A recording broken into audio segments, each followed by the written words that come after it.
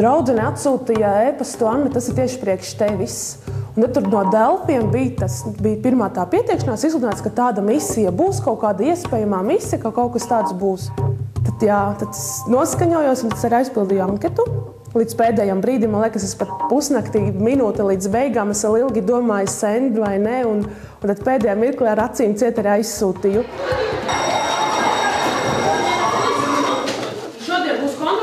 Anna ir ķīmiķa pēc izglītības, skolotāja pēc aicinājuma.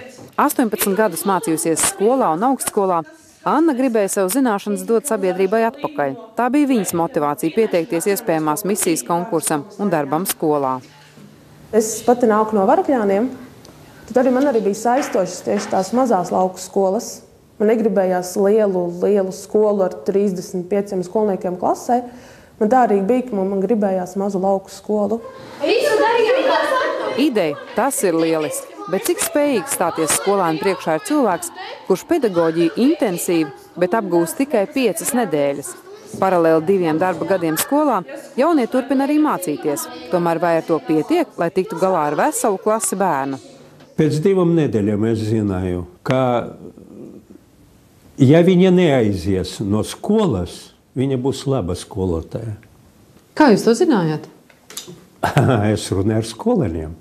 Katram jaunajam misionāram skolā ir arī mentors, pieredzējis pedagogs, kam vienmēr prasīt padomu. Pie algas maksā arī stipendiju. Kāpēc ar misionāru auklēs un vēl piemaksā, bet tiem, kas gadiem mācījuši pedagoģiju, no atbalsta, morāli vai materiāli, nekā? Turklāt jaunie skolā ienāk ar kaitinošu ilūziju kaut ko mainīt. Tas ir vēl viens iemesls skatīties uz šo misiju aizdomīgi. Jaunie kolēģi, ja arī bija aizdomīgi, Annu pieņēma viegli un atsaucīgi. Galu galā viņa ļāvusi atrisināt skolotāju deficītu. Lai gan Anna ir ķīmiķa, viņai jāmāc arī bioloģija un dabas zinātnes latviešu un krievu plūsmā. Viņas pārziņā ir arī audzināmā klase. Man liekas, ka tā ir efektīva skolotāja sagatavošana. Pat vēl svarīgāk un nozīmīgāk nekā pedagoģiskās augstskolas. Jo tur mācās priekšmetu un metodikas stipri atraut no visa. Trešajā vietā, trešajā uzdevumā, jums būs jāuzraksta 3 argumenti, 3 pamatojumi, kāpēc svarīgi ražot jaunas vielas. Mēs mācījāmies vienu tādu tematu par fotosintēzi. Man ļoti viņš patika, un tagad, man liekas, es viņu tagad ļoti pat ilgi atcerēšos. Un tas ir vienkārši tāpēc, ka Anna mācīja tā izskaidrot? Jā, ļoti labi izskaidro, pēc tam viss ir saprotams, un nekas nav jājautā. Vispār, ko tu gribētu dzīvē nodarboties? Ko tu gribētu dzīvē darīt? Beigtu skolu? It kā jau tāds nereāls sapnis, es jau gribēju būt bankas prezidents, bet es jau tagad tā sapratu, ka tur baigo izglītību, es nezinu, vai es tikšu. Kāpēc ne? It kā jau augstāko izglītību baig. Es padomāju, ja vienīgi es tieku budžeta grupā. Kad pa brīvu viss tas stundas, jo tas īstenībā arī baigi dārgi izmaksā.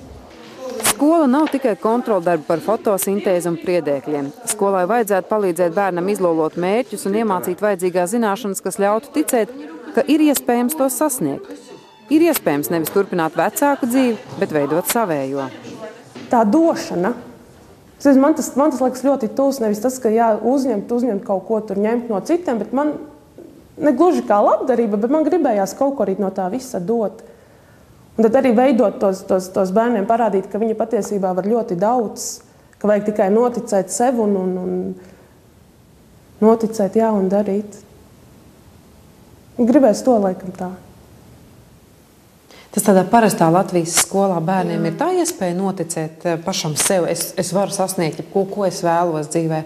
To mūsu izglītības sistēma dod bērnam? Ļoti minimāli, man liekas. Annas pirmais gads skolā gandrīz pagājis.